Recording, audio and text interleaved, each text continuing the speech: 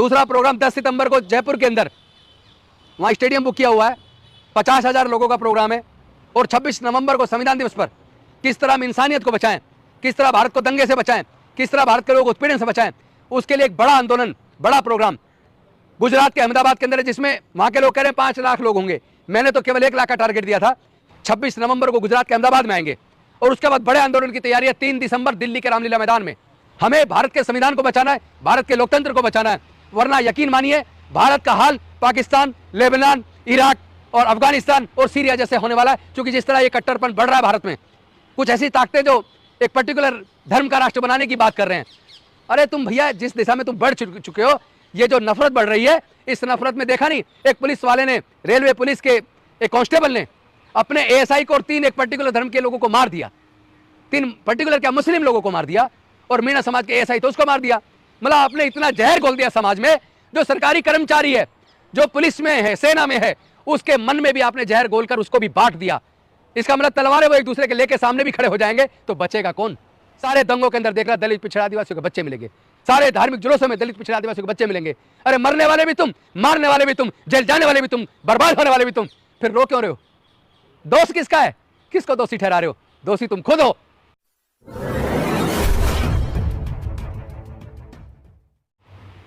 यानी बात इतनी आगे निकल गई कि शिक्षा पे भी कुछ ही लोगों का कब्जा रहे, बड़े बड़े पदों पर कुछ ही लोगों का कब्जा रहे। हाई कोर्ट, सुप्रीम कोर्ट में पहले ही कोलिजियम के माध्यम से 250-300 परिवारों का कब्जा है। जब आपके बच्चे हायर एजुकेशन लेंगे नहीं, ले ही नहीं पाएंगे पैसे के भाव में, तो वो ऊंची कुर्सियों पर तो जा नहीं पाएंगे। आपके पास इतना पैसा नहीं कि व्यापार करा दें। यानी वो आपके बच्चों से एजुकेशन छीनना चाहते हैं, चूंकि एजुकेशन व्यक्ति को जागरूक करती है, ज्ञान देती है, अच्छे और बुरे में अंतर करना सिखाती है।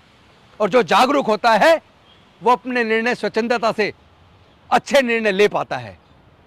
जब आप पढ़ेंगे, जागरूक होंगे, तो सत्ता से सवाल करेंगे। और सत्ता को यह पसंद नहीं कि कोई उससे सवाल करे।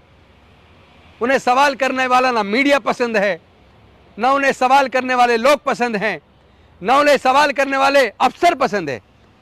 ब्यूरोक्रेसी में भी देख लेना, जो अधिकारी कानून का हवाला देकर कानून के हिसाब से काम करना चाहते हैं, ऐसे अधिकारियों को उठा के कहीं दूर फेंक दिया जाता है। अभी आपने एक वीडियो देखा होगा बरेली का। बरेली में कुछ कावड़िए, जो एसएसपी का बयान है कि वो नशे में थे, उनके पास कुछ औजार भी थे, वो मस्जिद के सामने ही ढक बजाने लगे। उन्होंने उनको कहा तुम्हारा ये रूट ने दूसरी जगह से, आपका रूट है, वहां से निकलिए। वो नहीं माने, एसएसपी को हल्का बल प्रयोग करना पड़ा। शाम तक उस एसएसपी को ट्रांसफर करके कहां लगाया? होमगार्ड में। यानी अधिकारी, जिस अधिकारी को कानून व्यवस्था बनाने के लिए, दंगों को रोक पाने में सफल होने के लिए प्रोत्साहित करना चाहिए था, इनाम मिलना चाहिए था, ऐसे आईपीएस ऑफिसर को सजा देकर होमगार्ड में लगा दिया। यह परिणाम है ईमानदारी का।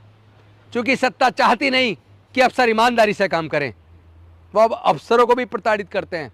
कहीं ना कहीं उन्होंने जुडिशियल ऑफिसर्स की भी कुछ कमजोरियां पढ़ के उनको भी कंट्रोल में कर लिया है। इसलिए बहुत सारे सर्वोच्च न्यायालय, उच्च न्यायालय के निर्णयों के अंदर भी न्याय नजर नहीं आता। तो आप लोग जब परेशान होते हैं, दुखी होते हैं, तो आप लोग फिर कोर्ट जाते हैं। लेकिन अगर कोर्ट में भी न्याय ना मिले तो फिर कहां जाओगे? फिर कहां जाओगे? तो मेरा यह कहना है कि बहुत ज़्यादा जागरूकता की ज़रूरत है।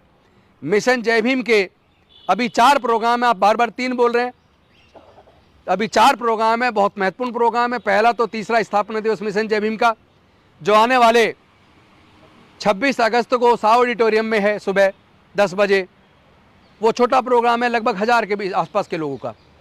दूसरा प्रोग्राम 10 सितंबर को जयपुर के अंदर, वहाँ स्टेडियम बुक किया हुआ है, 50,000 लोगों का प्रोग्राम है, जहाँ मानवता किस तरह मजबूत हो, जिस पर हम लोग काम कर रहे हैं। तो 50,000 लोगों का एक बड़ा सम्मेलन 10 सितंबर को जयपुर में, उसकी तैयारी चल रही है। उसके लिए 13 तारीख को तैयारी के लिए हम जा रहे हैं। हमारी वहाँ की टीम गांव-गांव में जाकर मीटिंगें कर रही है। रोज़ मेरे पास संदेश आते हैं, आज कहाँ है, आज कहाँ है। बहुत अच्छी तैयारी चल रही है। 50,000 लोग से ज़्यादा लोग उसमें आएंगे 10 सितंबर को। और 26 नवंबर को संविधान दिवस पर किस तरह हम इंसानियत को बचाएं, किस तरह भारत को दंगे से बचाएं, किस तरह भारत के लोग उत्पीड़न से बचाएं, उसके लिए एक बड़ा आंदोलन, बड़ा प्रोग्राम गुजरात के अहमदाबाद के अंदर है, जिसमें वहाँ के लोग कह रहे हैं 5 लाख लोग होंगे। मैंने तो केवल 1 लाख का टारगेट दिया था। लेकिन वहाँ के लोग कह रहे 5 लाख लोग होंगे। उसकी तैयारी मीटिंग है जिसमें SC ST और OBC के पूरे गुजरात के प्रतिनिधि कल आ रहे हैं। कल मैं सुबह सुबह मेरी फ्लाइट में जा रहा हूँ, तो वहाँ पे 1 लाख से ज़्यादा लोग 26 नवंबर को गुजरात के अहमदाबाद में आएंगे। और उसके बाद बड़े आंदोलन की तैयारी है 3 दिसंबर दिल्ली के रामलीला मैदान में। पूरी तरीके से भारत के संविधान को बचाने और लोकतंत्र बचाने के लिए एकदम हम एक बड़े आंदोलन का आह्वान करेंगे दिल्ली के रामलीला मैदान से 3 दिसंबर को। उसकी भी तैयारी है, तो उसमें बहुत बड़ा पैसा लगना है। आप जो उम्मीद कर रहे हैं वो आपकी उम्मीद बहुत छोटी है, उसमें बहुत बड़ा लगना है। लेकिन उसमें सब लोग मिल के, जो भी जुड़ रहा है, जो आएगा, वो 10 रुपये दे, 20 रुपये दे, 50 रुपये दे, 100 दे, 1000 दे, 10,000 दे, लाख दे, जितना जिसकी जिसकी जितनी इच्छा है, खुद के मन की है, जिससे जो खुशी मिलती हो, वो लोग करेंगे और पूरे प्रोग्राम का इंतजाम हो जाएगा। आपको बिल्कुल चिंता करने की जरूरत नहीं है। जो लोग आएंगे वो अपने प्रोग्राम की तैयारी अपनी जेब से करेंगे। लोग तैयार हो गए, आपको उसकी भी चिंता करने की जरूरत नहीं है। बस एक बात ध्यान रहे, आप लोग कम से कम न्याय के लिए लड़ने को तैयार हो जाओ। अगर आप लोग भी जाति देखोगे और धर्म देखोगे, अगर किसी के साथ अन्याय हो रहा है, अब किसके साथ अन्याय हो रहा है, पहले आप उसकी जाति और धर्म ढूंढोगे, फिर कुछ होने वाला नहीं, कुछ नहीं बदलेगा देश में। आपको यह देखना, अन्याय हो रहा है तो अन्याय के खिलाफ आपको न्याय की लड़ाई को लड़ना है। चाहे वो किसी भी धर्म और किसी भी जाति के व्यक्ति के साथ अन्याय हो, इस लड़ाई को लड़ना पड़ेगा। हमें भारत के संविधान को बचाना है, भारत के लोकतंत्र को बचाना है, वरना यकीन मानिए भारत का हाल पाकिस्तान, लेबनान, इराक और अफगानिस्तान और सीरिया जैसे होने वाला है। क्योंकि जिस तरह ये कट्टरपन बढ़ रहा है भारत में, कुछ ऐसी ताकतें जो एक पर्टिकुलर धर्म का राष्ट्र बनाने की बात कर रहे हैं। अरे तुम भैया, जिस दिशा में तुम बढ़ चुके हो, ये जो नफरत बढ़ रही है, इस नफरत में देखा नहीं, एक पुलिस वाले ने, रेलवे पुलिस के एक कांस्टेबल ने अपने ASI को और 3 एक पर्टिकुलर धर्म के लोगों को मार दिया। 3 पर्टिकुलर क्या, मुस्लिम लोगों को मार दिया, और मीणा समाज के ASI तो उसको मार दिया। मतलब आपने इतना जहर घोल दिया समाज में। जो सरकारी कर्मचारी है, जो पुलिस में है, सेना में है, उसके मन में भी आपने जहर घोलकर उसको भी बांट दिया। इसका मतलब तलवारें वो एक दूसरे के लेके सामने भी खड़े हो जाएंगे, तो बचेगा कौन। मणिपुर में वो क्रिश्चियन को मार रहे हैं, आदिवासी को मार रहे हैं, यानू में वो किसी और को मार रहे हैं, कहीं पिछड़ों को मार रहे हैं, कहीं दलित को मार रहे हैं, कहीं दलित के मुंह पे मूत रहे हैं, कहीं मुंह छिड़कने पर हत्या कर रहे हैं, कहीं घड़े छूने पर हत्या कर रहे हैं, कहीं बहन बेटी की इज्जत लूट कर सामूहिक बलात्कार करके हत्या कर रहे हैं। भाई कब तक चलेगा ये। ऐसा नहीं है लोग लड़ना नहीं जानते, लोग उनका जवाब दे सकते हैं। लेकिन मेरा अपना ये मानना, ये विचारधारा की लड़ाई है। ये लड़ाई औजार हथियार की नहीं है, और औजार हथियार से वैसे भी कोई जंग जीती नहीं जा सकती। विचार की लड़ाई को विचार से लड़ना होगा, दिमाग से लड़ना होगा, बुद्धि विवेक से लड़ना होगा।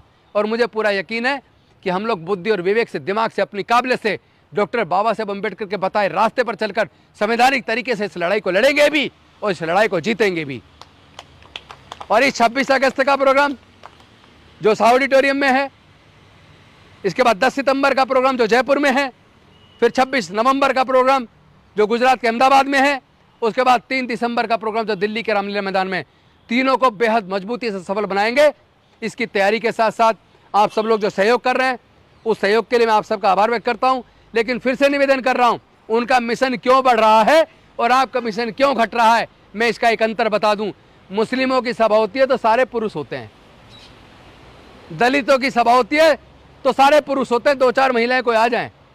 इसी तरह आदिवासियों का, चाहे पिछड़े वर्ग का हो, पुरुष लोग अपने घर से चलते हैं और पुरुष लोग एक दूसरे को अपना भाषण सुनाते हैं।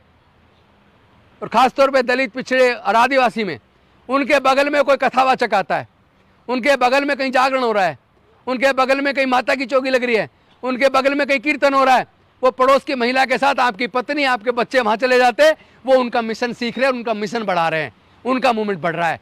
और आप अकेले अपने मीटिंग में जाते हैं, या तो पुरुष जाते हैं, एक दूसरे को भाषण सुनाते हैं, और घर पर जाकर अपने बच्चों के अंदर भी मिशन मूवमेंट नहीं डालते, उनको कैटराइज नहीं करते। आपके बच्चों में मिशन नहीं जा रहा, आपके बच्चों में उनका मिशन जा रहा है। उनके RSS के लोग आपके घरों में घुस जाते हैं चाय पीने के बहाने, और उसके बाद अपना मिशन आपके बच्चों को पिला देते हैं।